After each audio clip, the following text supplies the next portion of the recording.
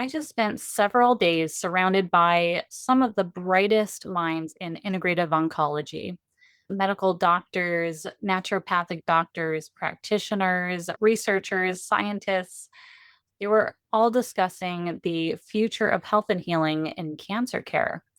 But here's what surprised me. Even though this was a cancer conference, I kept hearing the exact same themes that I talk about every week on this podcast.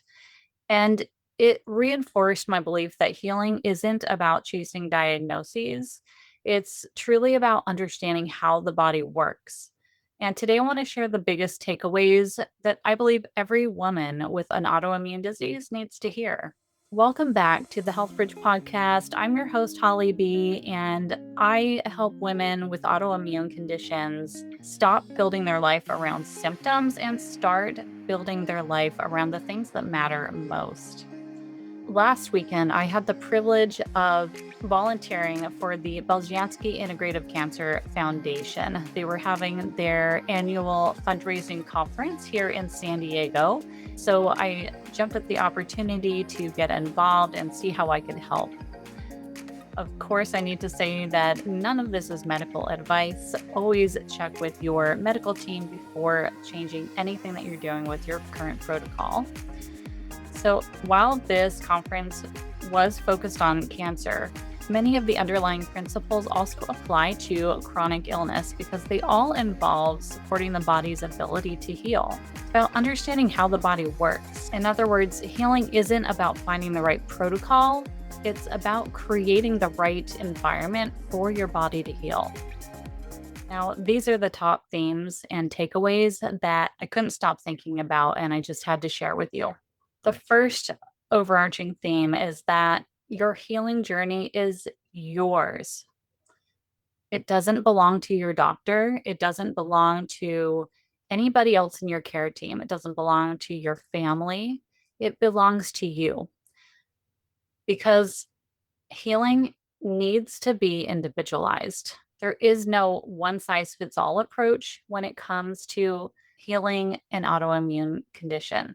And if your care plan right now doesn't support you having the freedom to choose your own path, to ask questions, to be an active participant in creating your care plan, then it might not be the right path. Also, your diagnosis shouldn't be interpreted as your destiny.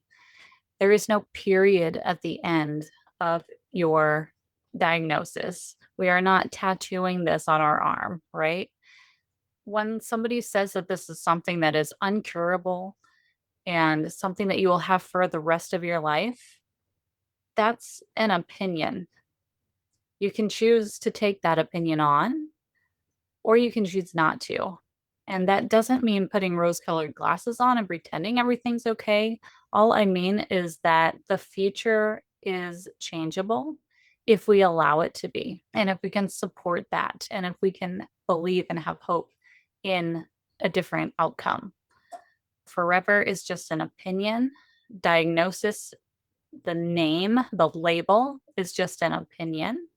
And it's your choice. You have the freedom in whether or not you want to adopt that and take that on, or if you want to recognize that as something you are experiencing currently, but that the outcome is still changeable.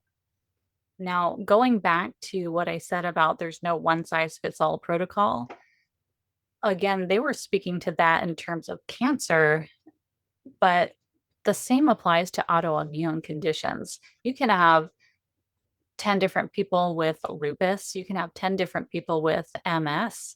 Nobody's going to be presenting exactly the same. Everybody is coming to this diagnosis from different backgrounds, from different lifestyles, from different traumas, from different neuroplastic patterning. And therefore, there is no one approach, no one size fits all approach that is going to work for everybody. So it reminded me that while there are principles in healing all of these things and treating all of these things, It's how those principles are applied that should look different for each person. For example, practitioner after practitioner spoke to the fact that they have multiple tools in their tool belt, but without having extensive conversations with the patient, without doing extensive testing to really dial in what each individual patient needs, without designing custom nutrition plans, etc., with each person that they are treating, because each patient is a person first before they are a cancer patient, or in this case, before they are an autoimmune patient. Each person requires a unique approach, even if it's using the same or similar tools as the person sitting beside them. So I I think that that's really, really important to drive home and applies just as much to autoimmune patients as well. The second theme that I saw overarching throughout this conference is the idea of healing the terrain, not just healing the diagnosis. This is related definitely to what we were just talking about in approaching each person individually with their needs. But here we're diving a little bit further into terrain theory. So I grew up in the restaurant and wine industry. I grew up in Napa. I've been around wine, so it's easy to make an analogy here. If you have done any wine tasting at all, you'll probably have heard somebody talking about the terroir, which is essentially everything about the landscape and the environment that adds to and creates the unique taste in the grapes from that area and how it translates into the wine when it's made. So, for example, wines grown in Mexico often have a lot of salinity notes to it. That's based on multiple different environmental factors and the type of composition that's literally in the ground and the quality of the salt air. Whereas something grown inland, it could have a much different mineral quality and maybe be more herbaceous or more fruit forward. Everything shifts based on the environment, where the grapes are being grown, and then how the wine producer is transitioning that and translating that and supporting that in the nutrients they feed it and the way they water it and the way they care for it. And then once harvested, how they care for it into the winemaking process. That is why we have such a differentiation between different wines, different grapes, different areas, different regions. And so I want you to think about that in terms of you and your own body and what symptoms, what diagnoses you are dealing with.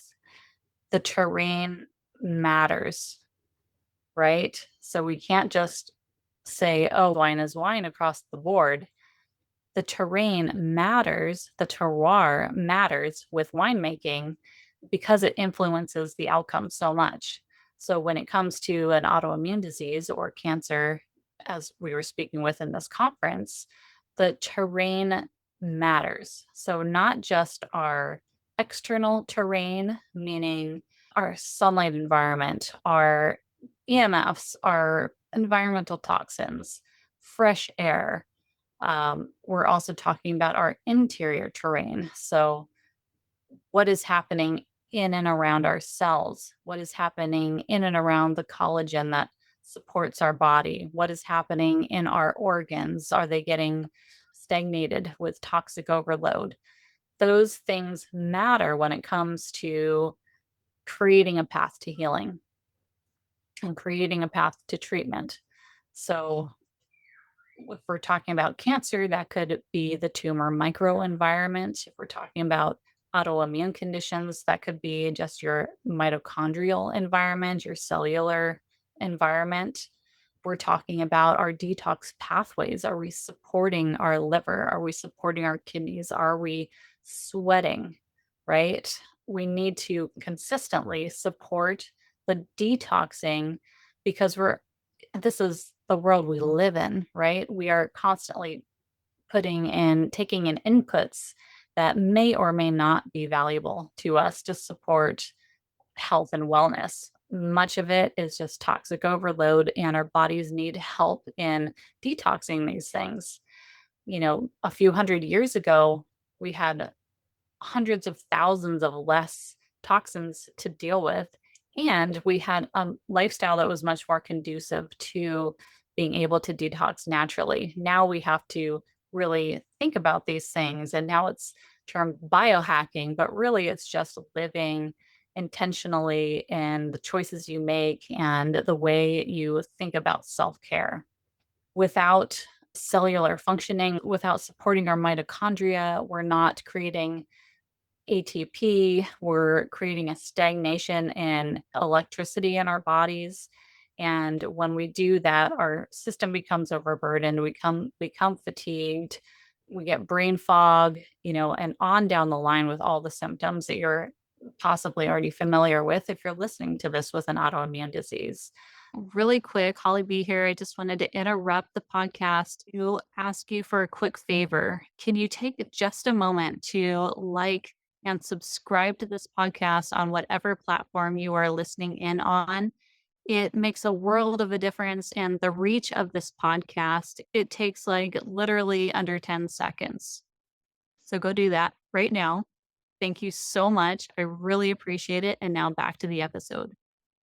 So, we need to support our immune resilience by supporting our detox pathways and paying attention to the terrain that we are currently living in.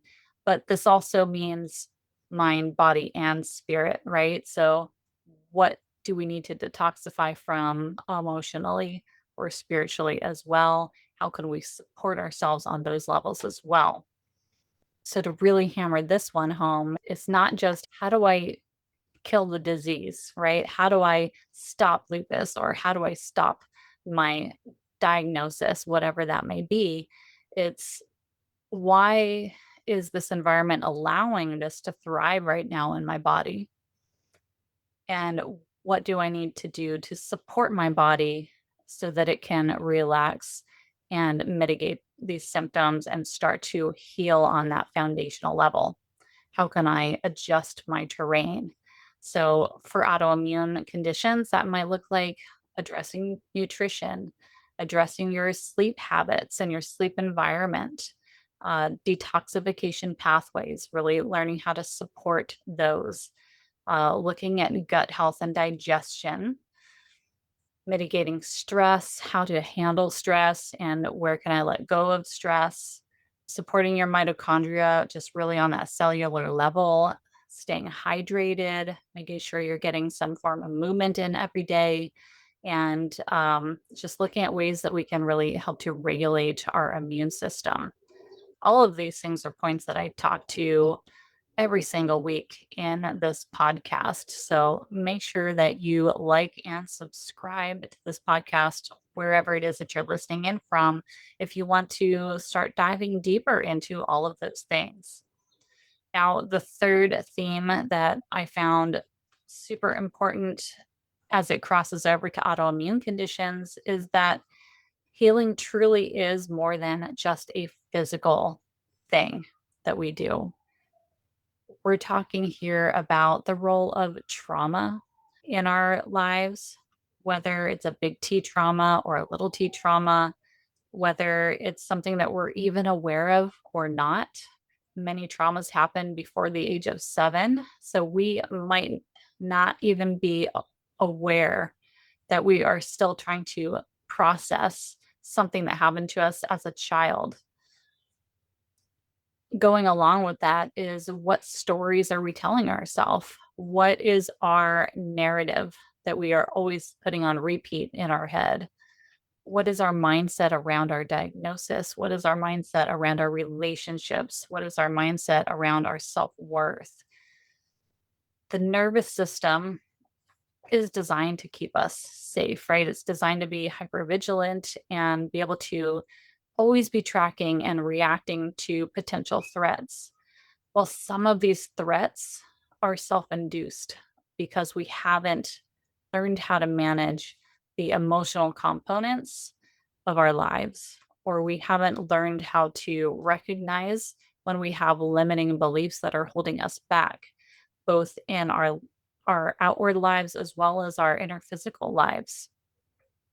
This is where emotional healing is vital, and belief in the fact that you can heal is also ultra important. I heard doctors, practitioners, researchers all saying the same thing when it came to cancer prognoses and whether somebody would truly be able to thrive in their treatment or not. So much of it came down to could they believe?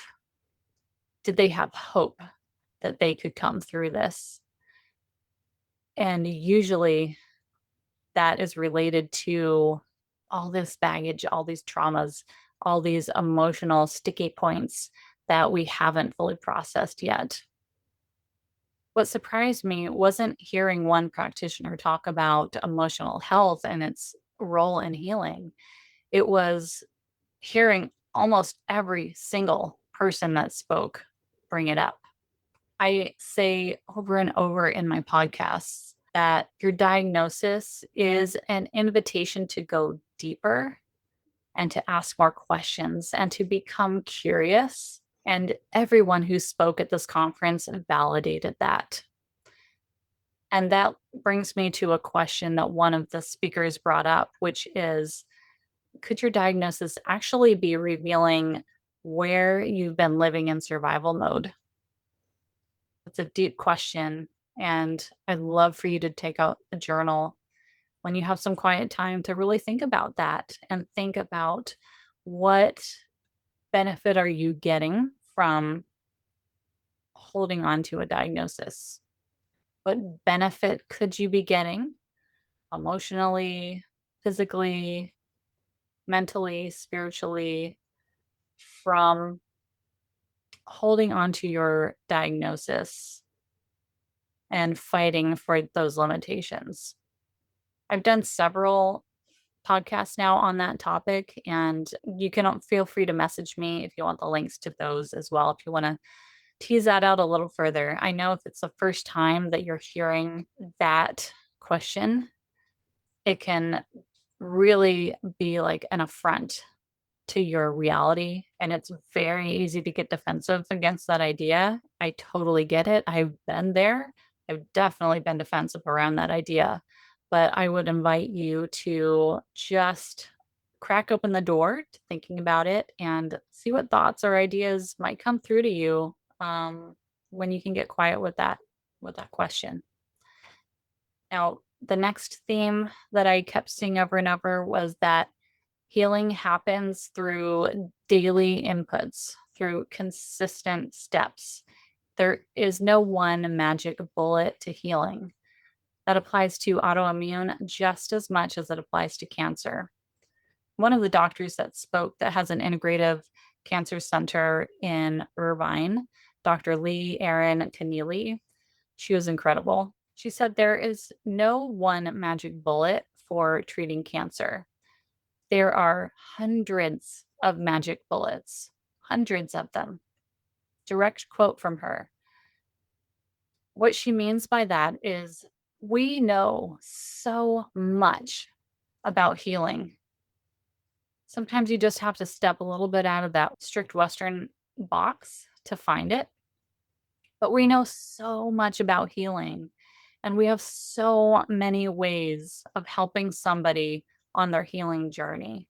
That applies again to cancer, it applies to autoimmune, and anything else that people are learning how to manage, right? But it has to be individualized, as we talked about earlier. It has to be individualized because not every single thing is going to work for every single person. And with hundreds of magic bullets, you have to figure out how to kind of narrow that down. And that's going to be based on individuality and a lot of testing. But we also need to look at the daily detoxes, the daily consistent steps of self care. We have to look at what is one easy thing that I can shift in my lifestyle to support my health and well being? And once we get that one thing into our routine, then we look at the next, and then we look at the next. It's about supporting your body every day. Self care is the new healthcare, hands down. One of the practitioners said, "What have I done to support my liver today?" Said you should ask yourself that every single day. So what is one thing that I did to support my health today? And what is one thing I can do tomorrow? These are all things that I've already mentioned today. Are we looking at our sleep? Can we start there? Can we start with hydration? Are you drinking enough water, clean water? Are you getting sunlight actually on your skin and in your eyes every single day? What food are you eating daily? What is one or two choices we can make this week that would support a little bit more nutrition, dense nutrition in our diet? Are you moving? Even if you have a desk job, can you take a minute or two every 30 to 60 minutes to just move around a little bit more? Just move around, do some calf raises, do some squats, just walk down the hallway and back a few times. How are you dealing with stress? Stress management is a huge one because, as we know, the nervous system regulation is key to allowing your body to get into that rest and digest mode where it can actually heal. So, are we aware when our body is stressed? And once we create that awareness, how can we take some steps to support the relaxing of that stress? Do we have purpose in our daily life? Is there something that lights us up from the inside? And are we detoxing? As we talked about earlier, are we finding ways to detox a little bit every day, a little bit every week? None of these things that I've listed have to be dramatic, right? But together, they are transformative. I'm all about the micro movements. Micro steps, micro consistent penguin steps that will feel slow, but will change your trajectory dramatically as long as you stay consistent. So, as the weekend wrapped up and I took some time to really reflect back on everything that I learned, one word kept coming up for me. And this is something that I've been consistently coming back to over the last several months as I've been taking some time to reassess what it really is that I'm doing with my clients when I work with them. And that word is freedom. I'm not talking freedom from disease. I'm talking about freedom from your diagnosis as the final word. I'm talking about freedom from thinking that there is only one path for you. I'm talking about freedom to partner with your body on your healing journey and freedom to become someone new because of what you've been through. And ultimately, every diagnosis is about the freedom to write your next chapter. You may not have chosen your diagnosis, but you still have choices in how you respond. This was reflected over and over again throughout the entire weekend of the conference, not just from the practitioners that spoke, but also from the cancer thrivers and the cancer patients that were there to learn how to move through cancer better. Remember that you always have the freedom to ask new questions, to explore what supports your body, to challenge your limiting beliefs and those of others, and to move toward the life that you truly want to create. That freedom doesn't necessarily guarantee a particular outcome, but it can change the way you experience your journey. If this episode resonated with you and you're watching this on YouTube, I would love for you to leave a comment and let me know what stood out to you the most and what you might want to start shifting in your healing journey based on the different themes that I mentioned throughout this podcast. Also, if you know somebody that really would benefit from hearing this, please share it with them. This is how we spread the good news that there are so many ways for somebody to heal throughout their healing journey and whatever challenge it is that they are working on overcoming. Like I said in this episode, there are hundreds of different magic bullets to healing, right?